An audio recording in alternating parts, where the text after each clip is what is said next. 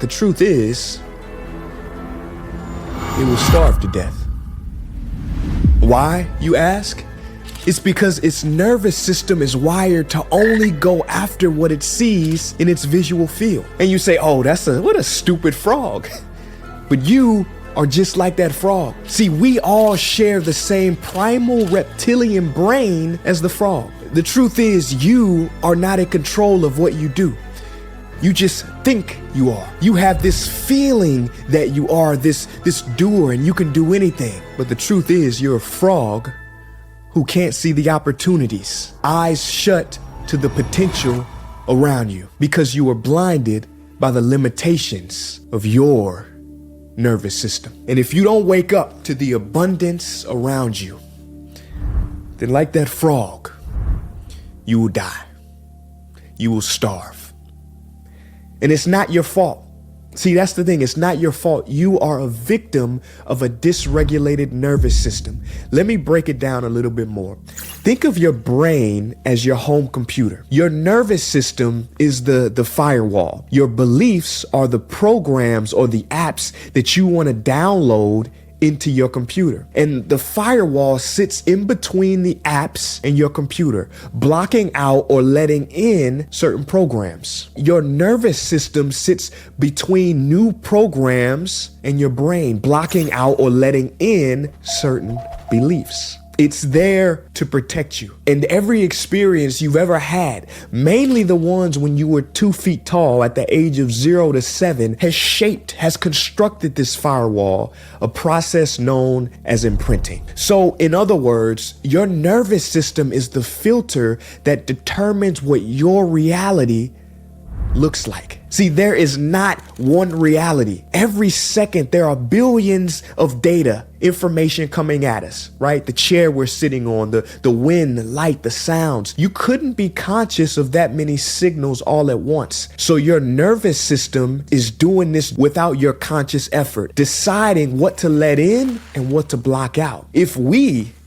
tried to be conscious of all of those signals, we couldn't do it. If we did, we would only perceive chaos, which is actually the first reaction to taking psychedelics. Feldenkrais said the purpose of the nervous system is to organize chaos. So since we can't handle all of that information, our nervous system, it throws out all of the information that's unimportant, information that's threatening to our belief systems, information that's not consistent with the way we see ourselves, our self-image. And then our brain constructs a model, and this is what we call reality. But that is not reality. It's our reality tunnel. See, there is one Earth, but there are billions of worlds. Each person, you, your friend, your family, everybody's living in their own world, in their own unique reality tunnel. Most of us never question our reality tunnel because to question it would make us feel unsafe. And the nervous system, remember, it wants you to feel safe. It wants to protect you from dissonance. See, this is why you've never seen a child of a Catholic become a Muslim. This is why most children of Democrats do not vote Republican. We usually stay in the same reality tunnel as our parents because this is what was imprinted on our nervous system. This is a world that makes sense, but it is not necessarily true or in our best interests. As one of my favorite modern day philosophers, rest in peace, Robert Anton Wilson once said, you don't experience reality. You experience the reality your nervous system is capable of receiving. See, two people can experience the same event and have two totally different reactions. You have seen this throughout your entire life. The reason why is because two different nervous systems. So to allow new empowering beliefs or software to be downloaded and take hold, you have to upgrade your firewall. Right now, your nervous system firewall is way too strong. Your lock is too rusted and you can't let anything in. Even though you desperately want to, you want that key. You want to change your life, but you can't get through. But in this video, I'm going to show you how to free and re-imprint your nervous system so that it works for you and not against you.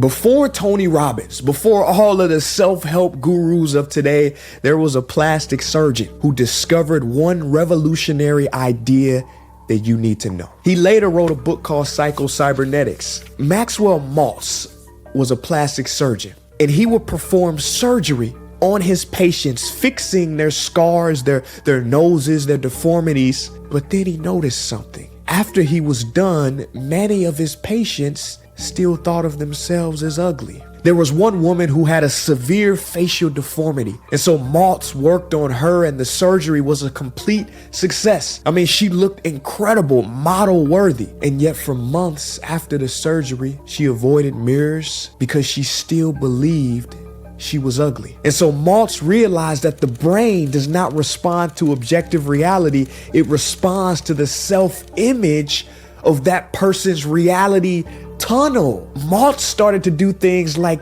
tap into the subconscious. For example, after the surgical tape was removed, he instructed his patients to repeat the phrase, "I am beautiful," for 21 days. Because if they didn't, they would still think of themselves as unattractive. And Maltz helped and healed a lot of people. But today, I'm going to show you some new techniques that Maltz didn't know. See, I'm going to show you some modern neuroscience and nervous system entrainment that will recreate your self-image and your reality. Because listen, no matter what you read, no matter what you do, you will never be able to outperform the fossilized self-image that was created when you were 2 feet tall. And like a rubber band, you will spend your life only going so far and then snap back. See, that's the reason why so many people lose weight and then they always find it. I got a friend who has lost thousands of pounds, if you know what I mean. Because you see, if your achievements exceed your own self-image, you will unconsciously engage in self-destructive behavior. I'm going to repeat that. If your achievements exceed your self-image, you will unconsciously engage in self-destructive behavior. Let that sink in and write this down. The strongest part of the human mind is the need to maintain consistency with our identity. In other words, the me I see is the me I will be. See, it's the difference between somebody who was offered a cigarette and one person says, "No thanks, I'm trying to quit." If you're trying to quit, don't say that, because you still identify as a smoker and you hope your behavior will change, but you're carrying around the same belief, the same identity. There's the other person who gets offered a cigarette and they say, "No, thank you, I'm not a smoker." This is somebody who no longer identifies as someone who smokes and someone whose behavior is likely to last. There's a book called Start With Why by Simon Sinek, and I don't agree. You don't start with why, you start with who. Now, why is important, but why is a doing. You want to get to being so that doing is effortless. This is why Dr. Maltz's patients couldn't feel beautiful, even though they were physically perfect. See, remember this, you have to be before you can do, and do before you can have. It starts with being.